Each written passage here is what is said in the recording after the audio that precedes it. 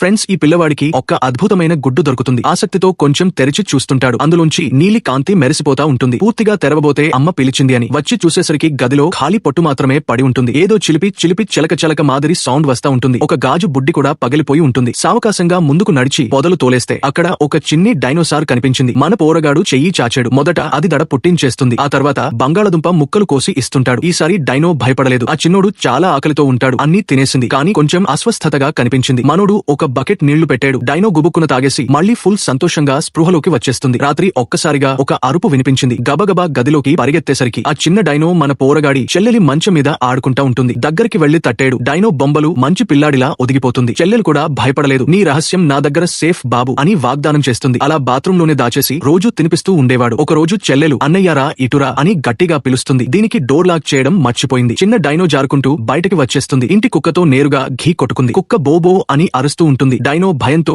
మెట్ల మీద నుంచి జిల్లుక్కున పడిపోయి బయటకి పరుగు పెడుతుంది. కుక్క వెనకాలే దాని వెంట పడుతుంది. కానీ డైనో తెలివిగా గార్డెన్ లో ఒక స్టాచ్యూ లాగా నిశ్చలంగా నిలబడిపోయింది. కుక్క మోసపోయి ఎటో వెళ్లిపోయింది. డైనో వెనక్కి తిరిగి చూస్తే అక్కడ ఒక చిన్న కొలను ఉంటుంది. అందులో ఎంతో రుచికరమైన ప్లాంట్స్, చేపలు, రకరకాల ఆహారం. సంతోషంతో గబుక్కున దూకేసి జమక్కున తినేస్తుంది. మరుసటి రోజు మన పోరగాడు వచ్చి చూసేసరికి ఆ చిన్నోడు పదింతలు పెద్దగా ఎదిగిపోయింది. ఇప్పుడు ఇంట్లో దాచడం అసాధ్యం అయిపోయింది. చివరికి తన బాబాయ్ దగ్గరికి వెళ్లి బాబాయ్ హెల్ప్ రా, దీన్ని సముద్రంలో వదిలేయాలి అంటాడు. కానీ ఈ అబ్బాయికి దాన్ని వదలడం ఇష్టం లేదు. బాబాయ్ ఆహారం చూపిస్తూ లేక్ లోపలికి తోలేడు. డైనో ఒక్క గట్టి అరుపు వస్తుంది. బాధతో బై బై బాబు అన్నట్టు ఉంది అరుపు. కొద్దిసేపటికి లేక్ నీళ్లలోంచి ఒక్క భయంకరమైన పెద్ద నాలుక బయటకి వస్తుంది. ఏదో రాక్షసం ఉన్నట్టు. కానీ మన పోరగాడు భయపడలేదురే. ఎందుకంటే అది ఇప్పుడు అతని బెస్ట్ ఫ్రెండ్ కదా. ధైర్యంగా ఆ రాక్షసం వీపు మీద ఒక జంప్ చేసి ఎక్కేసి ఇద్దరూ నీళ్లలో గల్లంతే ఎప్పటిలాగే ఆనందంగా ఆడుకోవడం మొదలు పెడుతుంటారు.